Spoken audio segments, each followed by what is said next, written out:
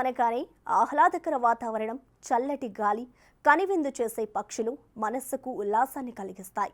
ఎక్కువ మంది పిల్లలతో పిక్నిక్లకు వెళ్లేందుకు సరస్సులనే ఎక్కువ ఎంచుకుంటారు. అయితే ఇప్పుడు మనం చెప్పుకోబోయే ఈ సరస్సు చూడముచ్చటగా ఉంటుంది. ఇందులోని నీళ్లు స్వచ్ఛంగా తలతలలాడుతూ ఉంటాయి. కానీ ఈ సరస్సు పేరు వింటేనే జనాలు భయపడతారు.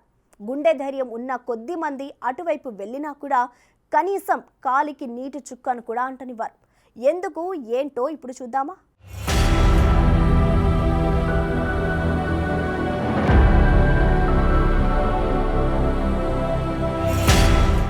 అమెరికాలోని లాంగ్ ఐలాండ్లో ఉన్న ఈ సరస్సు పేరు రొంకొంకోమా లేక్. ఇక్కడి స్థానికులు ఇందులో కాలు పెట్టేందుకు జంకుతారు. అందుకు కారణం రొంకొంకోమా లేక్లో దెయ్యం ఉందనే ప్రచారమే కారణం. అయితే ఇది ప్రచారం కాదని, అందుకు మూలాలు 17వ శతాబ్దంలోనే పడ్డాయి అంటున్నారు స్థానికులు. వారి చెప్పిన వివరాల ప్రకారం ఇక్కడే పుట్టిన సెటాకేట్ తెగకు చెందిన టుస్కావాంటా అనే యువరాణి ఈ ప్రాంతంలో కట్టెలు కొట్టుకునేందుకు వచ్చే తెల్లజాతి యువకుడితో ప్రేమలో పడిందట. అయితే ఆమె ప్రేమను తండ్రి అంగీకరించకపోవడంతో ఈ సరస్సులో దూకి ప్రాణాలు తీసుకుందట. అప్పటి నుంచి ఆమె ఆత్మ సరస్సులోనే ఉందని, సరస్సు దగ్గరకు వచ్చే యువకులను ఆ యువరాణి ఆత్మ బలికుంటుందని లాంగ్ ఐలాండ్ ప్రజలు చెప్పుకుంటారు.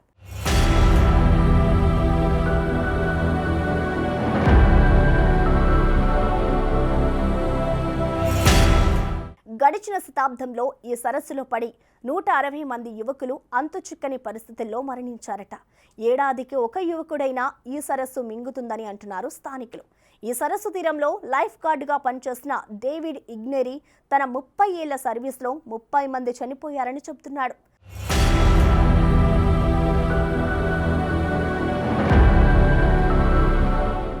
వారందరూ యువకులే కావడం మరింత భయానికి దారితీస్తోంది. అయితే స్థానికుల నమ్మకాలను గౌరవించిన అక్కడి ప్రభుత్వం ప్రజలు భయపడకుండా ఉండేందుకు ఆత్మహత్య చేసుకున్న యువరాణి కట్టెబొమ్మను భారీ సైజులో ప్రతిష్ఠించారు. ఆ గాథను తెలుపుతూ పెద్ద పెద్ద హెచ్చరిక బోర్డులు కూడా పెట్టారు.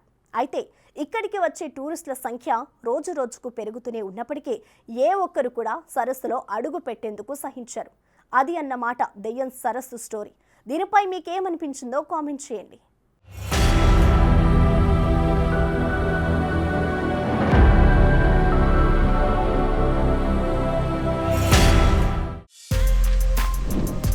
For more videos like this, subscribe Big TV channel.